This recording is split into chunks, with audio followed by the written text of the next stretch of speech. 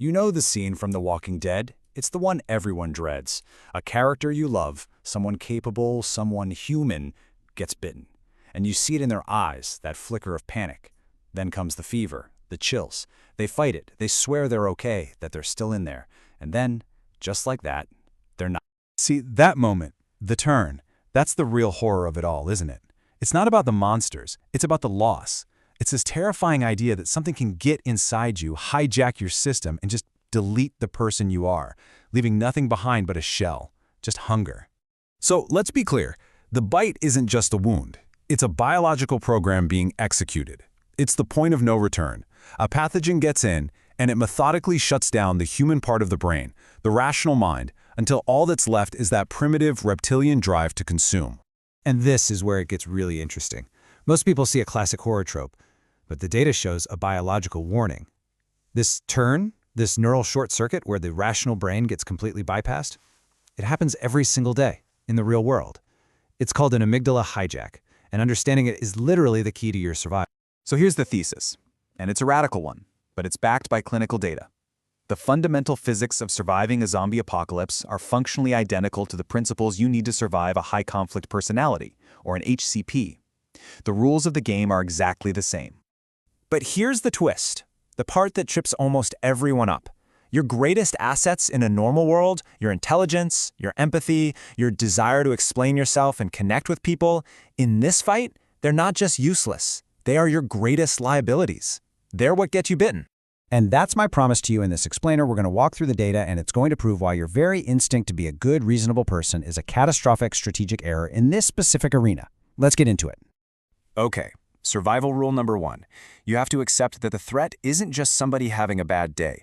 It's biological. The infection we're talking about is emotional dysregulation, and it is a real phenomenon with real, measurable effects on the body. To survive, you have to know what the enemy eats, right? A walker is driven by a mindless hunger for flesh. Simple. But a high-conflict person, especially one with strong narcissistic traits, is driven by an out-of-control need for emotional reaction. Clinicians call it narcissistic supply. Your anger, your frustration, your tears, that is their food. So how do you get bitten? It's not with teeth. It happens through a process called emotional contagion. If you're a person with high empathy, your brain is literally wired with mirror neurons that fire to match the emotional state of the person you're with. You unconsciously absorb their chaos. You know that feeling of being sucked into their drama? That's the virus entering your system. And that is the turn. Once that contagion triggers an amygdala hijack in them or in you, your system is flooded with cortisol. And for a measurable period of time, what's called a refractory period, the prefrontal cortex, the logical, rational part of your brain, is functionally offline. It's gone. Trying to reason with them at that point is like trying to reason with a fever. The person you knew isn't home. So, this brings up a huge strategic problem. If you can't negotiate with them after they've turned, then the only winning move is to not get bitten. So how the hell do you make yourself an invisible, unattractive target? And the answer? Survival rule number 2 is probably the last thing you'd ever think to do. You have to understand that in their world, emotional noise is what attracts them. Your best defense is silence. I mean, think about the show. What's the one thing you never ever do? You don't make a loud noise. A single gunshot echoes for miles and brings every walker around.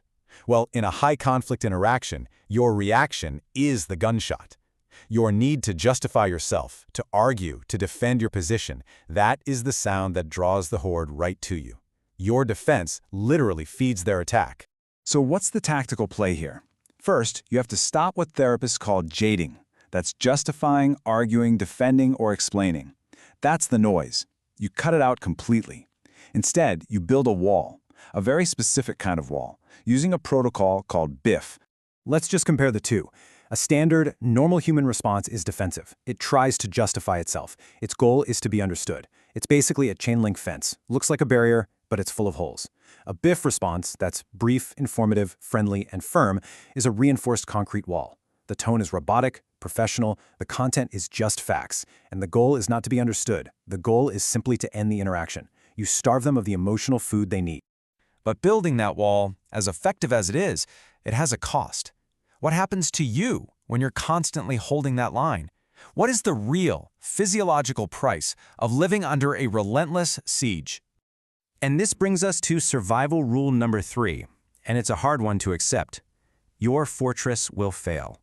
Your defenses are a finite resource. Under constant pressure, they will break.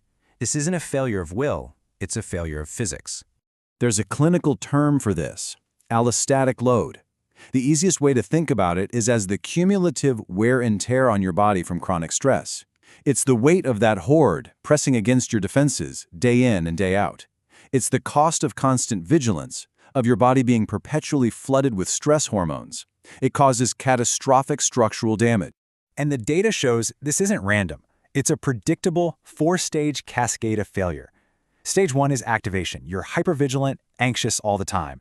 Then comes resistance. As your body tries to cope, you get tired, irritable, you get brain fog.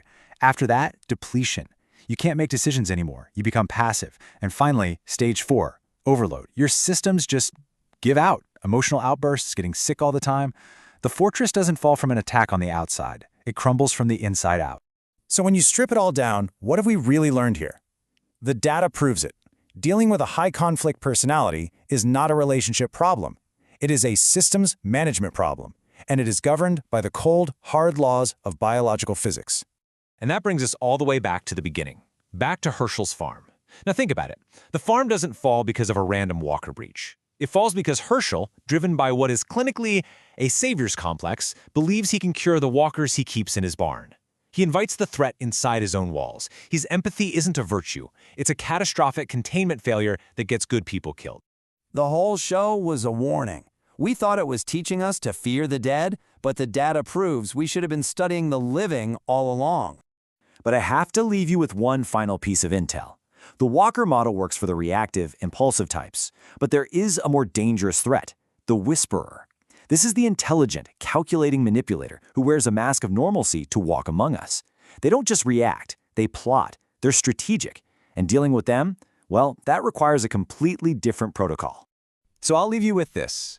As you go back out into your world, now that you can see the patterns, ask yourself, who are the walkers? And more importantly, who are the whisperers?